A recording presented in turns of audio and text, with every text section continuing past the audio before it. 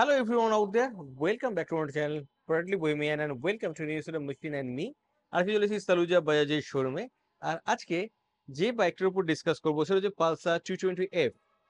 তবে 2024-এ এসে এই ভীষণ লেজেন্ডারি বাইকটা কিন্তু মোস্ট নিডেড বেশ কয়েকটা আপগ্রেডেশন পেয়ে গেছে, যার জন্য একটা ভিন্টেজ ব্যাপারটার মধ্যে চলে এলেও স্টিল ইটস ভেরি মডার্ন।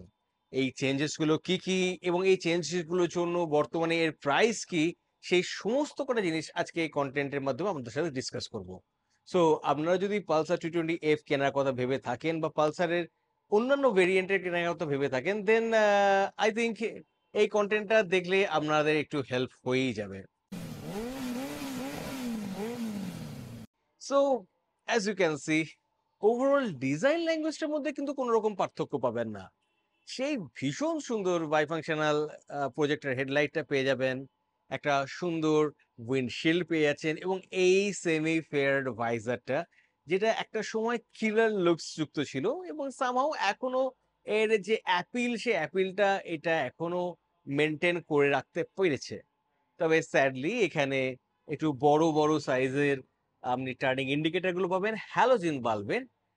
আর এখানে আপনি ফ্রন্টে পেয়ে যাবেন অ্যান্টি ফ্রিকশন বুস্টযুক্ত টেলিস্কোপিক সাসপেনশন। এখানে এবিএস এখনো বাজাজ দেয়নি কো। ফ্রন্টে আপনি 280 মিলিমিটারের ডিস্ক ব্রেক পেয়ে যাবেন এবং সুন্দর অ্যালয় যুক্ত 90/96 ইঞ্চের টায়ারটাও পেয়ে যাচ্ছেন। তো এইপর ফার্স্ট যে কথাটা বলবো, সেই কথাটা বলবো এর মেন পরিবর্তন ভিজুয়ালি যেটা আপনি দেখতে পাবেন, সেটা কি? আর সেটা হলো এর নতুন গ্রাফিক্সটা। তো অ্যাজ ইউ ক্যান সি, এখানে কার্বন ফাইবার ফিনিশ যুক্ত রয়েছে। এখানে কার্বন ফাইবার গ্রাফিক্সের সাথে রেডের ইনসার্ট হয়েছে। বডি প্যানেলের বিভিন্ন জায়গায় কার্বন ফাইবারের প্যাটার্নের গ্রাফিক্স অ্যাড হয়েছে এই জায়গাতে এবং এই পোর্শনটাতেও, যার ফলে গাড়িটার লুকসটা কিন্তু বেশ এনহ্যান্স হয়েছে আপনি বলতেই পারেন। তো সাইডে যদি মুভ করি, দেন আপনি সাইডে মুভ করলে দেখতে পেয়ে যাবেন গাড়িটার 50 লিটারের হিউজ ফুয়েল ট্যাঙ্কটা, অ্যান্ড এটা মেটালের। সুতরাং আপনি যদি এই গাড়িটাকে নিয়ে ট্রিপে যাওয়ার কথা ভাবেন, দেন ইজিলি ইউ ক্যান গো। আর এই অ্যাঙ্গেল থেকে এই গাড়িটার টোটাল বডি গ্রাফিক্সটা আপনি দেখতে পেয়ে যাবেন। 220-র ভীষণ স্মার্ট একটা গ্রাফিক্স আপনি এখানে পেয়ে যাচ্ছেন এবং অনেস্টলি আমাকে যদি জিজ্ঞেস করেন, I am quite impressed with this new bold graphics. আপনাদের কেমন লাগছে এই গ্রাফিক্সটা, সেটা কিন্তু কমেন্ট সেকশনে অবশ্যই জানাবেন। আর তার সঙ্গে পালসারের একটা হোয়াইটিস লোগো পেয়ে যাচ্ছেন, স্প্লিট সিট পেয়ে যাচ্ছেন। স্প্লিট সিট হলেও সিট দুটো কিন্তু হিউজ, মানে রাইডারের জন্য তো প্রচুর জায়গা রয়েছে, অ্যাজ ওয়েল এস পিলিয়নের জন্য জায়গা কিন্তু কোনো অভাব হবে না। তার সঙ্গে ট্রেডমার্ক সেই স্প্লিট গ্র্যাব রেলটা পাবেন এবং এখানে আপনি সেই বিখ্যাত স্প্লিট টেল ল্যাম্পটাও পেয়ে যাচ্ছেন। তার সঙ্গে sadly again halogen turning indicator. এখানে সারি গার্ড আপনি পেয়ে যাবেন, ওপেন চেন এরিয়া পেয়ে যাচ্ছেন এবং রেয়ারে আপনি যেটা পাবেন সেটা হচ্ছে 5 way adjustable nitrox of absorber. 230 millimetre ডিস্কটা পেয়ে যাবেন, যেটা এই অ্যাঙ্গেল থেকে দেখাতে সুবিধা হবে। Yes, it's 230 millimetre disc of this bike. এবং রেয়ারে 120/80 সেকশনের 17 ইঞ্চের টায়ারটা পেয়েছেন। কিছুটা ব্লক প্যাটার্ন আপনি এর মধ্যে দেখতে পেয়ে যাবেন।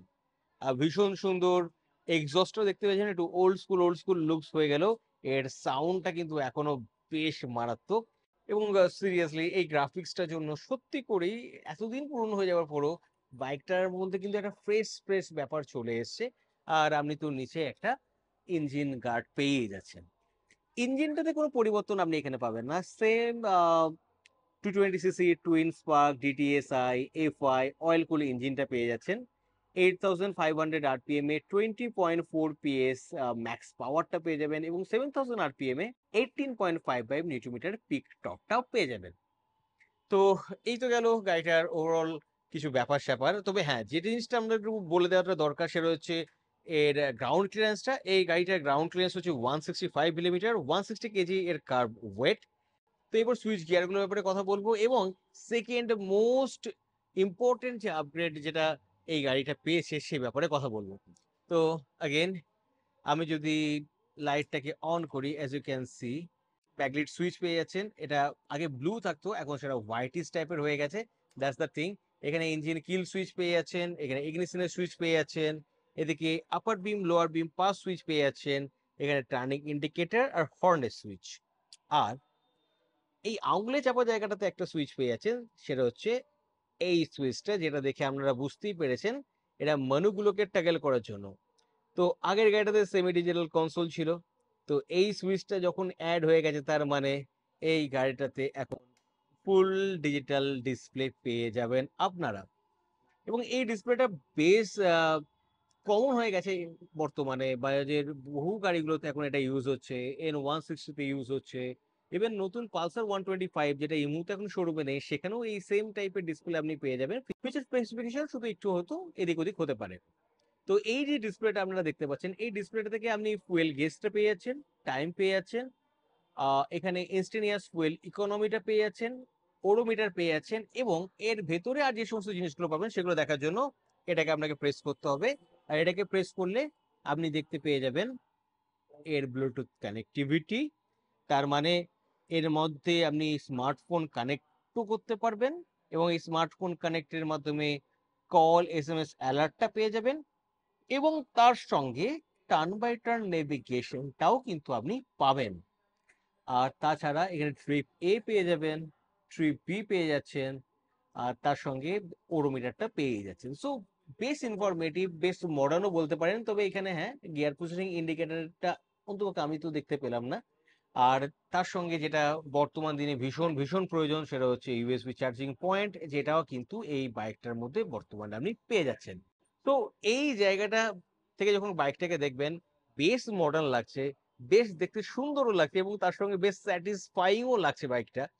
তো আমার মনে হয় এই আপগ্রেডেশন গুলোর জন্য এই বাইকের যে লাইফ সাইকেল সেটা আরেকটুখানি তো ইনক্রিজ হবেই হবে। তো এই পর চলে আসবো বর্তমানে এই বাইকটার প্রাইসটা কি। তো এই মুহূর্তে আমার হোম টাউন বর্ধমানে এই পালসার 220 এফ এর ফুল ডিজিটাল কনসোল যুক্ত ভেরিয়েন্টার এক্স শোরুম প্রাইস পড়ছে 1,45,584 রুপিস। তো আপনাদের কি মনে হয় এই আপগ্রেডেশন গুলোর জন্য এই যে ইনক্রিজ হয়েছে দামে, এটা কতটা যুক্তিযুক্ত? বা আপনাদের মতে এই আপগ্রেডেশনটা কি আদৌ এই বাইকটার লাইফ সাইকেলের জন্য হেল্পফুল হবে? মানে এই আপগ্রেডেশন গুলো কি এই বাইকটার চার্মটাকে ইনক্রিজ করবে? সেটা অবশ্যই জানাবেন কমেন্ট সেকশনে। আর ওভারঅল এই কন্টেন্টটা কেমন লাগলো, ওভারঅল এই প্রোডাক্টটা কেমন লাগলো, সেটাও কিন্তু কমেন্ট সেকশনে জানাতে ভুলবেন না। খুব তাড়াতাড়ি অন্য কোনো কন্টেন্ট নিয়ে আবার আমাদের সঙ্গে দেখা হবে। ততক্ষণ stay fantastic and keep revving. Bye by.